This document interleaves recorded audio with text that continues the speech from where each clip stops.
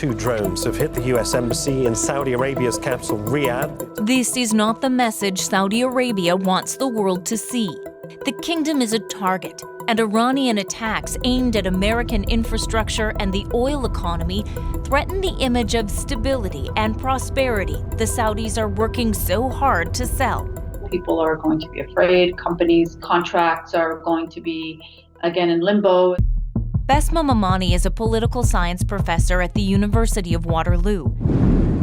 She believes the Saudis would be happy to see the Iranian regime fall, but there's worry about the cost. They'd be very happy to see it topple over in a heartbeat, but they don't have an interest in seeing full-on chaos ensue. It's a complicated dynamic. Iran and Saudi Arabia are longtime adversaries, representing different sects of Islam. There are reports Saudi Arabia's Crown Prince Mohammed bin Salman urged the Americans to act against Iran. But the American action has brought consequences to the kingdom. Iranian drones hit the U.S. Embassy in Riyadh, employees sent home.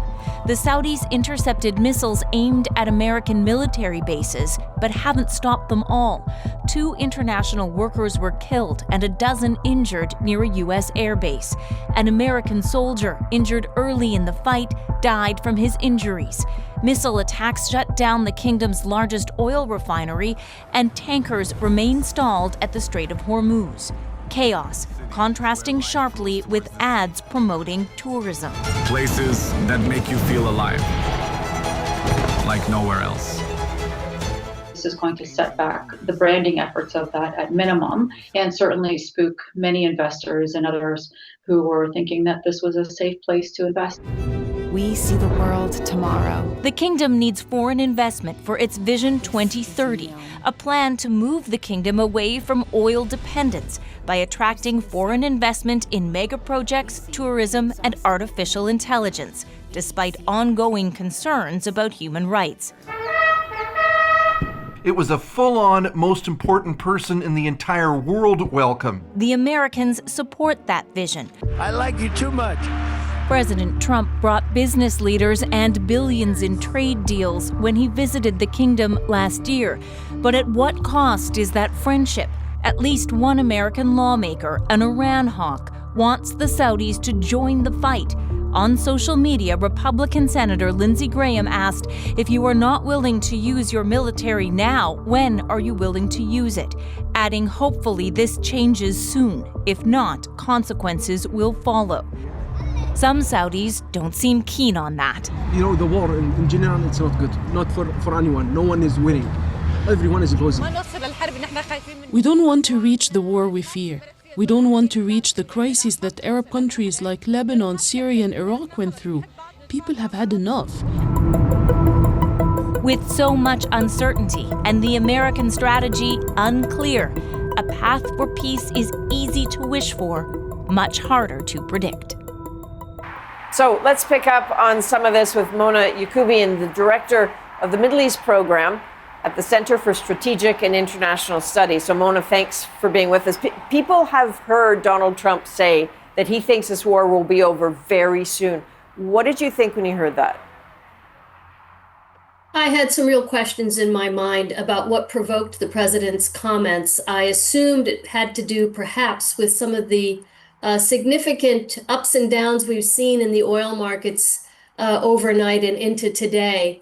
I think it's important to note that in his recent press conference, the president appeared to backtrack somewhat from that idea of the war could soon be over. So once again, we're presented with a very conflicting picture of how the U.S. views this conflict and what its duration might be.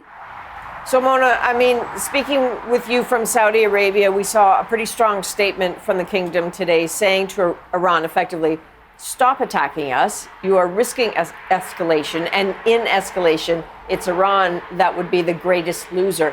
If Saudi Arabia were to retaliate, what could that look like? You know, Adrienne, it's really hard to know because I think the Saudis are in an extraordinarily difficult position. They are underscoring, of course, that a red line has been crossed, and of course that they have every right and will continue to defend themselves in every way. But I think they're a little bit anxious about joining, at least openly, offensive operations against Iran. And I would argue that the president's waffling today on whether or not the U.S. will stay engaged on this is exactly the kind of sentiment that feeds their anxiety. That if they were to go forward in a frontal and overt way and join offensive operations against Iran, they would be left, perhaps, to deal with the fallout on their own. And I think that is a primary concern for Riyadh. I get the sense that a lot of these countries feel like they're already dealing with some of this fallout on their own, as you say, because if you look at some of the targets, airports, hotels, water plants, hitting the very drivers of economies here, how long do you think before these relatively small strikes militarily have a totally outsized impact? Arguably, we're already witnessing it, Adrienne. If we look at some of the economic and energy reverberations around the globe, I think these countries in the Gulf in particular are deeply concerned that they're watching their plans for economic growth and integration just go up in smoke. Any notion of the Gulf as being a stable part of the world, I think, unfortunately, is out the window right now. And so I think we're already in that very scary world for the Gulf and, frankly, other countries in the Middle East. Yeah, and that's going to ripple across oceans very soon, if not already. When you look at these Gulf states now, what is it that worries you the most about the pattern you're seeing here?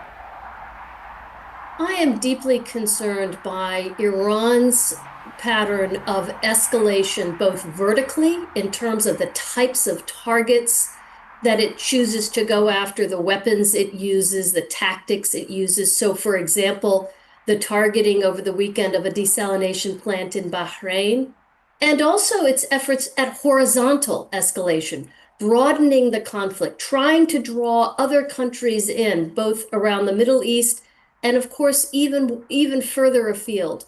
I think that is deeply, deeply concerning. And I think that is why you're seeing the kinds of statements such as the one you referenced coming out of Saudi Arabia and other countries in the Gulf.